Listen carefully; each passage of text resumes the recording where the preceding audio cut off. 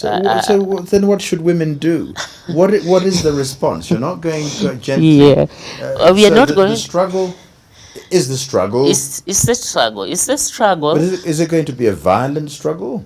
No. It will not be a violent struggle. We are back in the drawing board, and we are back and building what is called women consciousness onto the against.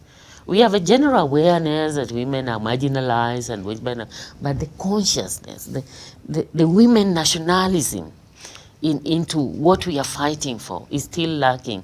And therefore we are working on a process that we are going to have a very strong mobilization strategy, whereby horizontally, back, up and down, we are going to be talking about the same thing on quarters. And when that happens, we'll have the voice. Politics is about the voice, the many voices. When there are few voices in the NGO, then there's those women of CAUCUS, those women of FIDA. We want that collective voice coming from down, kina mama, down there up, and kina the women who are in the corporate world who are still actually looking at us from the sideline. Mrs. Okumu, and not coming in. May I ask again what the layman reads in the papers, where you have politicians of long standing, let's name names, somebody like Sally Kosgei. If she doesn't quite make it within some avenue, she goes back to the nomination process. But this is Dr. Sally Kosgei. This is not a market woman who's saying this. Aren't you being let down by your own kind?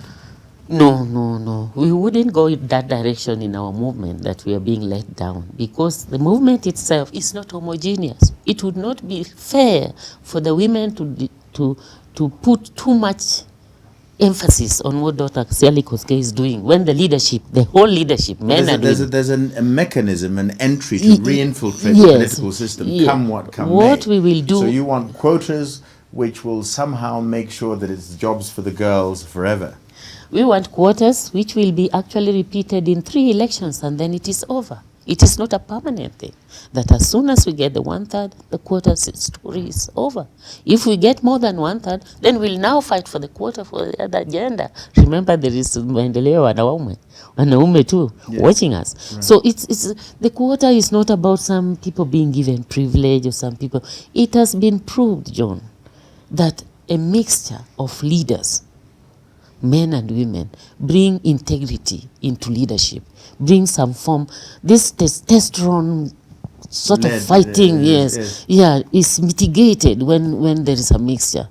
At the same time, we can't say that the few women or all women that believe in affirmative action are also beneficiaries of affirmative action. We know women who are very powerful, but they don't believe in affirmative action because they have fought their own boardroom wars, but we still claim them because when we went to Beijing, we said the girls' education is vital.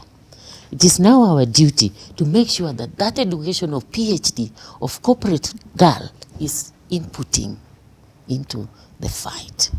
It's inputting into the fight, and that is the new strategy we have.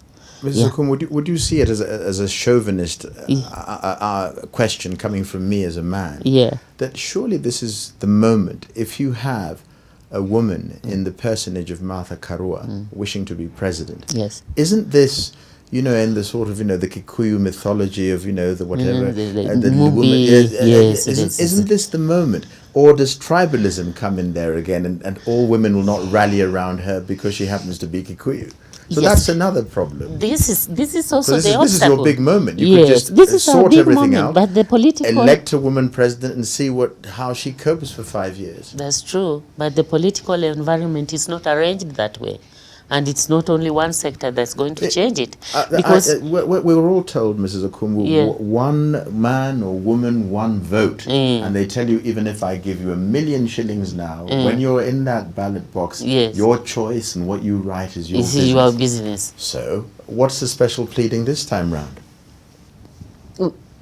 For every leader to get in there, they need to campaign. Every leader to get in need to convince the voter. I think I can go back to where I said we were looking at the women, the structures, and the voter. There is still a lot of work. For us, there's still a lot of work around the voter to appreciate. In fact, right now we are rolling out a civic education on our own as a women's movement, about 10 of us, to really go and sell the the product called a woman leader. Yeah, but because Mrs. Okumu, with respect, yeah. it seems to me as if you're describing women as people who are incapable of rational discourse at a par with men. Why should they? No. Why should the explanation for them on the need to have leadership be any different in a village construct, in an urban construct, from a man? Why the education for them? If I have a child who's a son, why should my daughter not be able to get what my son gets instantly? This is the bit of your argument that I'm not seeing. Yes, you are not seeing it because it is all in the patriarchal system. It's all, we've lived with it. It is taken for granted that a man is a leader. It is taken for granted that the women are supposed to be some. And even at this time that we are so shocked that the men in this country who are more educated are the ones who have refused to understand that a woman can only be a leader. Now, this is manifested in the way, the snides, the comments that a woman leader gets on the campaign trail. Or she is the most common, she's a prostitute, or she has left her children unattended, or it is her husband who should have stood. And in fact, there are some cases where husbands have been told, in this clan, you are the one who should have stood and not your wife. And the voter imbibes this and takes this. So the whole arrangement is still needs a lot of work, especially with the voter. And the voter is key, because once a voter is convinced, let's say, leader is a leader, whether a woman or man, because we are still coming from very far from a patriarchal nature. In Northeastern Province, for example, I talked to Rukia Subo. She wants a woman's rep in Wajir, but that is the only thing they can be given.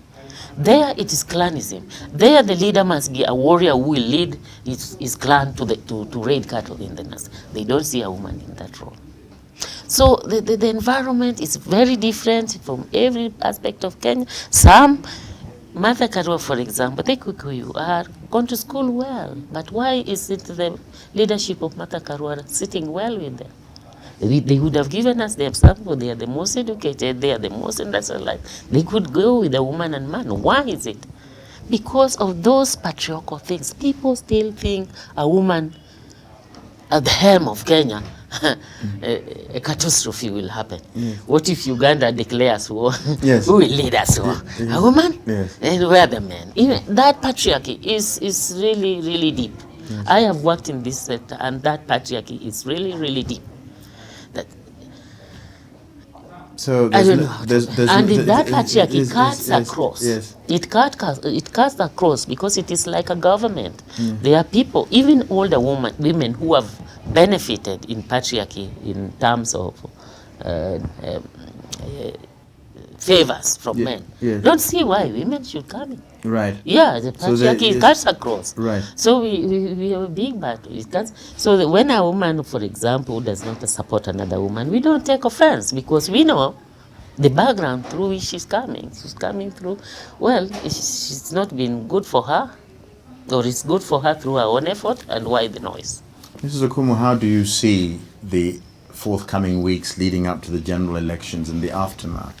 Are you a seer? Can you take us along a line of thinking that takes us to mid-year with regard to women in particular?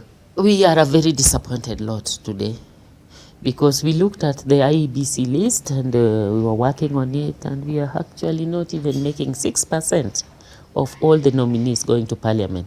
And you remember that is where the Supreme Court has said it can be progressive.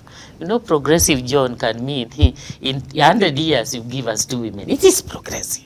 They'll explain it. So that if you see that the percentage of those who have got nomination papers, because we are looking at the IEBC list, I hope they are not still snatching the certificates. 6%. 6%. They have not gone to the elections yet. My fear is that even the numbers we had in 10th parliament, in the coming parliament, we will not achieve. We will not achieve. Then so, we go to the counties. Right. A very final word. Yes. A very final word, because time's run out. Yeah. What would you like to say as your final word? Because you're obviously a disappointed lot. What's the word to the sisters out there? To my sisters out there, is we need to mobilize around the women's leadership in this country, and especially elective leadership. And secondly, I'd like the women to join the parties, not to be relegated to the party wings of those parties, to be in the mainstream of the parties. I know our sisters, if they join parties in large numbers, and they regroup, because women, African women are known for powerful things they do when they are a group, because single voices, they are just waved, laughers, etc. As a big group, join the parties, this is a strategy, in large numbers, then regroup and talk as one voice. Then we will get through with the political parties. Mrs. Deborah Okumu, thank you very much indeed. Thank you, John.